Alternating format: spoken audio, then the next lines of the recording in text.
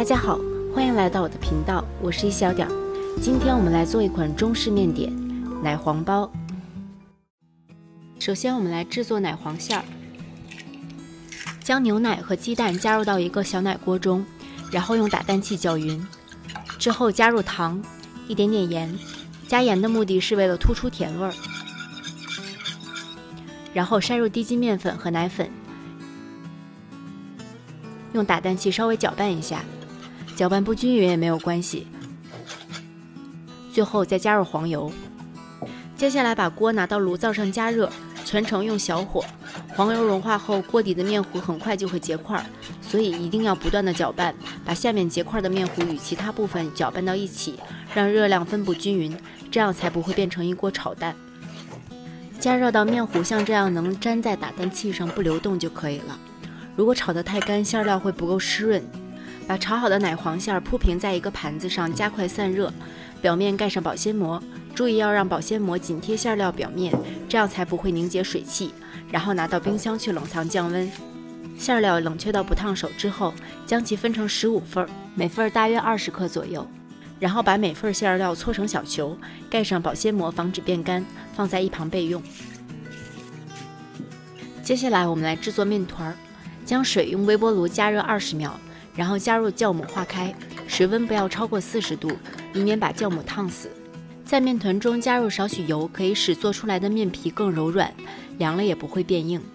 今天我们使用1次发酵来制作面团，通常做馒头或者面包我们会进行2次发酵。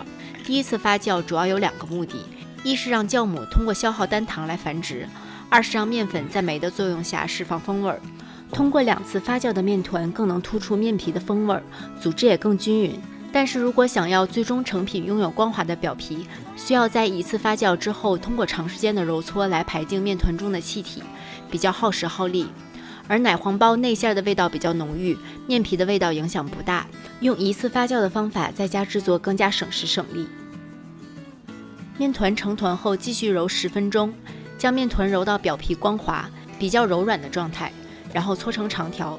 如果动作比较慢，可以把一半的面团盖好，拿去冰箱冷藏，减缓它发酵的速度。把余下的面团切成每个30克大小的剂子，然后用保鲜膜盖好，防止变干。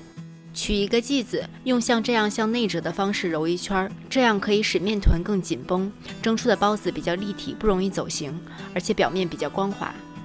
然后光面向下擀成一个外圈薄、中间厚的圆皮，案板上尽量不要撒太多面粉，不然一会儿不好收口。面皮的大小比内馅大半圈就可以了。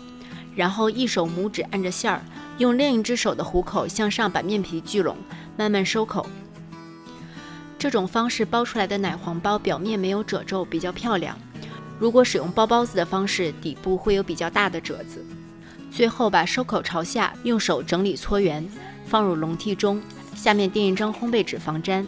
如果没有烘焙纸的话，可以在笼屉上刷一些油防粘。然后盖上盖子，防止包子表皮变干。包子包好后醒发30分钟，当看到体积增大1.5倍，按一下表面，凹陷处能缓慢的回弹就可以了。冷水上锅蒸，在水加热的过程中，包子还会继续膨胀。如果你觉得你的包子长得已经很大了，可以开水上锅蒸，以免发酵过度。大火将水烧开，上气之后转中火，蒸12分钟。12分钟之后关火，先不要打开盖子，焖10分钟左右，让热气散尽，以免面皮因为热胀冷缩和蒸笼内外压差而导致回缩。掰开看一下里面的内馅儿，奶香气十足，甜度也刚刚好，外皮十分暄软。1次发酵操作简单，成功率高。喜欢吃奶黄包的朋友，不妨自己在家尝试做一下。谢谢大家的收看，如果你喜欢我的视频，请不要忘记帮我点赞和订阅我的频道。我是一小点儿，我们下期再见。